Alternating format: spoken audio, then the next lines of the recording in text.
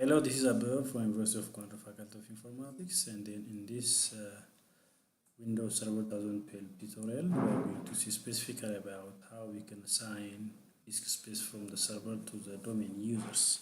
So with the help of the disk quota concept. So basically, this disk quota will enable the network administrator to allocate disk space from the server so that whenever the user log into any of the workstation, they will share the disk from the server.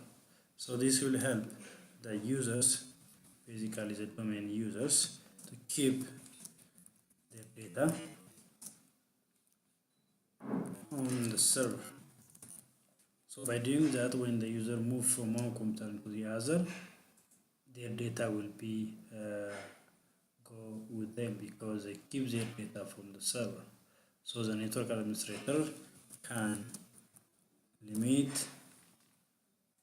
the network administrator basically limit disk space for each user, and then he can also restrict the disk space so that no user can exceed their disk quota. And then the network administrator can also specify the warning limit so that warning limit, for example, if we assign 10 GB as a disk space, we can say 9 GB as a warning so that the user will be notified. The user will be 9 GB as a warning so that when the user store around 9 GB out of the 10 GB, they will be informed that they are just closing to their disk limitation. So this is what we are going to do. So we will follow the following steps. So the step that we should follow to successfully create a disk space is, first we need to locate the disk that we want to share. Okay, so we'll go to the property. We'll go to the property of the disk and then allocate the disk space for each user. And then after that, for example, when we go after we just allocate the disk space, maybe 10 GB for each user, and then on that drive we will specifically go to that drive and then create a folder for each user by their name. We will create a folder for each user by their name. Okay, so locate the disk and then we will allocate the disk space. So we will restrict the disk space, maybe 10 GB for each user, and then on that disk we will create a folder for each user by their name, and then finally we will share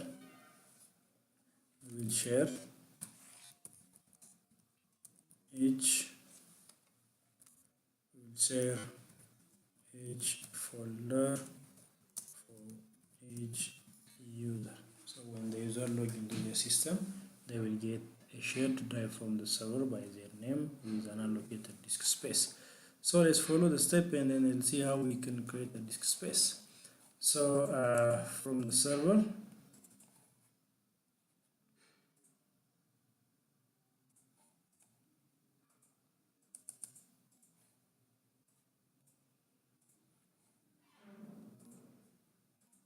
okay, from the server we will go to my computer, and then this is a disk that we want to share. So we'll go to the property, we'll go to quota, and then here we have to enable the quota disk space. And then as you see here, the total disk space is 30.7 GB. So we'll enable the data and then we will limit the disk space. If not, all the user will share this 30.7 GB. So a user who store more data will be benefited, but that's not the fair way to distribute disk space. Instead, we can limit constant disk space for each user, maybe kind of 10 GB for each user, and then as a warning they will assign 9 GB. So that's all will apply. Okay, so this is the first step. The second one is we are going to create a folder for each user. So to do that, let's have a look at first the list of users that we have on our Active Directory. So on the 40 organizational unit, we do have two user accounts, 40, Abebe and Dagem. So we are going to create two folders for two users. So let's have a look at their username by double clicking on the name, account, Abe the username, fine, and then for Dagem, Daigi the username. So we are going to create two folders by their username. So new Abe and then new Dag, and then that, and after that we are going to share this folder for each users. Abe for Abe, property, share, and then go to share, and then for Abe add for Abe, the permission should be read and write. That's all. The same suru for Dagi, right click, property, share, and then Dagi add, read and write, share. It's done. So let's go to the client. Now I think Ababe is logged into the system. So to access that shared folder, he needs to go to map network drive for the first time, and then after that, this network drive will be loaded automatically when the user log into the system. So we'll go to map network drive. So we are going to map this shared drive from the server. The name of the shared drive is Abe. So this is the example how you can access your shared drive. / server. Our server name is SSD server. The name of the share is Abe. Finish, so that we will get this drive as a shared drive. But here it says the amount is 30.7 GB. But we just allocate the disk space 10 GB for each, meaning this 30.7 GB will be displayed. It's just displaying for the user because we did not restrict the user for not exceeding their disk space. So let's restrict so that the all user will get the allocated 10 GB. Let's do that. So we'll go back to the server. We'll go to the shared drive, property, quota, and then we have to check this checkbox, deny disk space to the user exceeding their quota limit, and then apply. When we go back to Windows 7, now it's 30 GB. When just refresh the computer, we will get 10 GB space. Okay, in that case, the user will only store a maximum of 10 GB. Okay, so this is how we can allocate disk space for the user. So anytime when the user log into the system, like C drive, D drive, they will get a shared disk space from the server like this. So that they can put whatever content they want.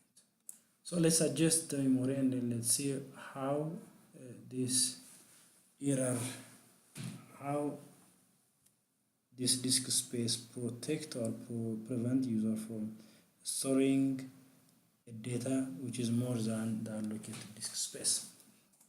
So let's customize the size then. 10 GB is too much, so as for example, let's make it 5 megabytes for each user. Actually it's small, but for the sake of demonstration, let's make it like that. Okay, and then let's refresh, so we'll get 5 meg only. So let's try to keep some data. Let's copy this one and paste. You see,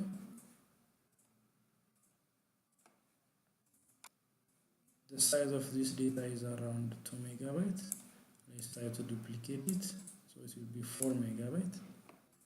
And then if we try to copy and paste again, that will exceed the disk limit, so that they will not allow us to copy into this disk space. That's what we call it, restricted disk space. Okay, so when the network administrator wants to look at the quota entry, you can go to quota entry. Now above is in the warning side.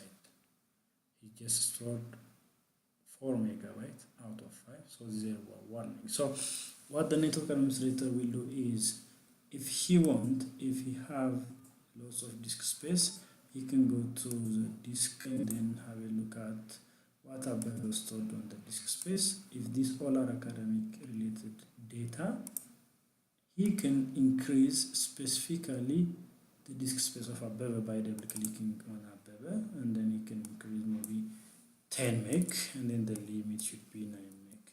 In that case, this warning message will disappear. So this way, the network administrator can specifically increase the disk space of specific users. So this is how we can assign disk space for a user. Okay, thank you. This is all about how you can assign disk space to the user. Bye.